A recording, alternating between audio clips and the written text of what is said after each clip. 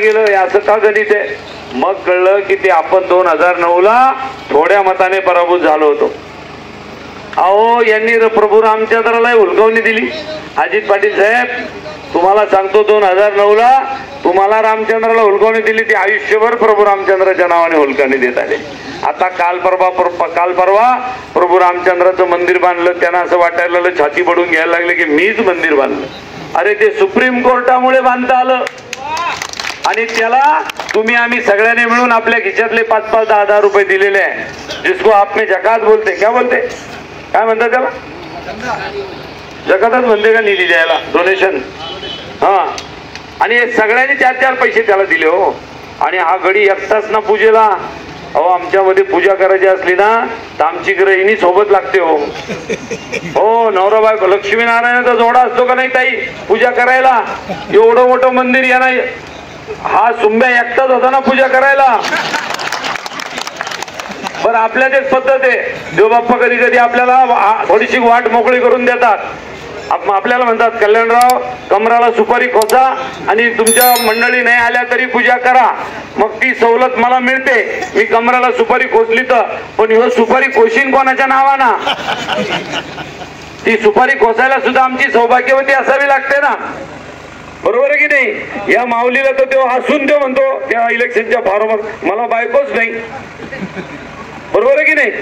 अशा माणसाला, थापाड्याबाज माणसाला खरं सांगतो आपण लय फसलो हो सगळे. मला बी वाटलं होतं बरं का 2014 ला मला 15 लाख मिळतील म्हणून, मत नाही मारलं मी त्यांना, परंतु असं वाटलं होतं ना काँग्रेस कधीच 15 लाख देत नाही, द्यायच्या मागे दिसतो बा. हो ना, अरे कशाचे 15 लाख? बरं काही काही लोकांनी काय केलं बदर गुरुजी, 15ची वसुली 19 ला होईल म्हणून पुन्हा डबल मारलं, ती 19 ला बी झाली नाही. आता करावं तर काय करावं? आता मात्र सगळ्यांच्या लक्षात आलं साला आलंय जुमलेबाज निघला. आता सगळेजण बर तो जुमलेबाज तो जुमलेबाज, हा तर त्याच्यापेक्षा पुढचा आहे.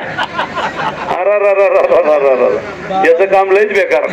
यांनी त्या प्रभू रामचंद्राला बसवलं आणि यांनी उंडणगावच्या प्रभू रामचंद्राला बसवलं.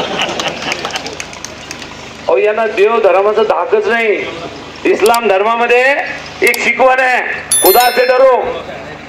काय म्हणतात? खुदा से डरो. या इस्लाम धर्माच्या शिकवणीवर ते चालतात. नाही मी काही चुकीचं काम केलं, मी जर देवाच्या नावाने खोटं बोललो तर मला अल्लाह ताला पाहिल आणि मी ते चुकीचं काम करू नये, असं आपल्याला ते त्यांच्या इस्लाम धर्माची शिकवण आहे.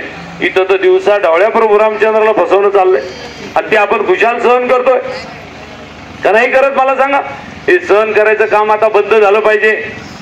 आणि मग ते तसं आपल्यात फसवलं ते एक आहे. आमच्याकडे एक पद्धत आहे, कोणी जर म्हणलं तू शांती करून देतो, जप केला तर जमतं, आपण खुशाल जप करायला लागतो. पण त्याच्यामुळे ते परमेश्वर पांडुरंग आपल्याला पावेल का? नाही. माणूस कसा असावा आपल्याला ते कळलं पाहिजे. आपण काय काम करतोय, समाजाचं हित कशा ते कळलं पाहिजे. समाजाचं हित ज्याला कळतं तो खरा त्या लोकप्रतिनिधी असतो, तो खरा साधू संत असतो. म्हणून मला आपल्याला सांगितलं पाहिजे, आपण सगळेजण लोकप्रतिनिधी निवडून देण्याची निवडणूक लढायला चाललेलो आहोत. ही ग्रामपंचायतची निवडणूक नाहीये. आपल्यामध्ये आपसात मतभेद असतील गावातल्या ग्रामपंचायतीत, ती एसीच्या आतली निवडणूक आहे. ही निवडणूक लहान आहे, ही निवडणूक देशाचे धोरण ठरवणारी निवडणूक आहे. त्याच्यामुळे तुम्ही आपल्याला हा विचार करून आपल्याला काळजी करायची आहे की आपल्याला देशाचे धोरण ठरवायचे असेल तर आपण सगळेजण मिळून काळजी करण्याची कारण आहे. मी या ठिकाणी आपल्या काँग्रेस पक्षाचे, राष्ट्रवादी काँग्रेसचे ज्येष्ठ नेते माजी खासदार जयसिंग काका गायकवाड या ठिकाणी आले. आपण जोरदार टाळ्या वाजून त्यांचं स्वागत करूया. काका या इथे, काकाला हे दादा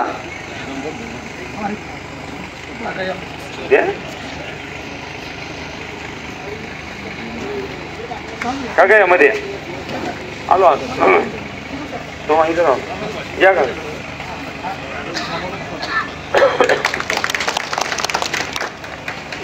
आता काका आले म्हणजे काळजी नाही राहिली. काका मला वाचवा. काका आले आता काळजी राहिली नाही. काका जसं तुम्ही मला 2004 ला पहिल्यांदा विधानसभेत पाठवलं, तसं मला यावेळेला 2024 ला आपण काका 100% लोकसभेमध्ये पाठवणार. मला चांगली गोष्ट आठवती काका, तुम्ही 2-4 दिवस नव्हते म्हणून मी तुम्हाला ते भात भात भात भात भात भात केलं मी यांच्याकडे. मला सांगायचं तात्पर्य इतकंच की काकासारखा एक ज्येष्ठ नेता भारतीय जनता पक्षामध्ये होते, पण काकाचं काम मी पाहिलेलं आहे. वाडी वस्ती तांडा कुठेही जाणार, मुक्काम करणार, मंदिरावर पारावर झोपणार, गाव एकत्र करणार, प्रबोधनाच्या 4 गोष्टी करणार. पण इतका चांगला माणूस चालतो का भाजपला? त्याला कशी लागते? चकवा देणार आहे.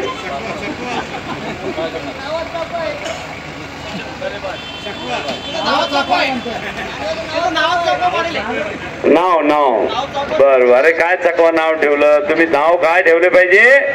अरे जो माणूस खासदारकी नाही करत, खासदार आहे का त्याच्याबरोबर गुत्तेदार बी आहे.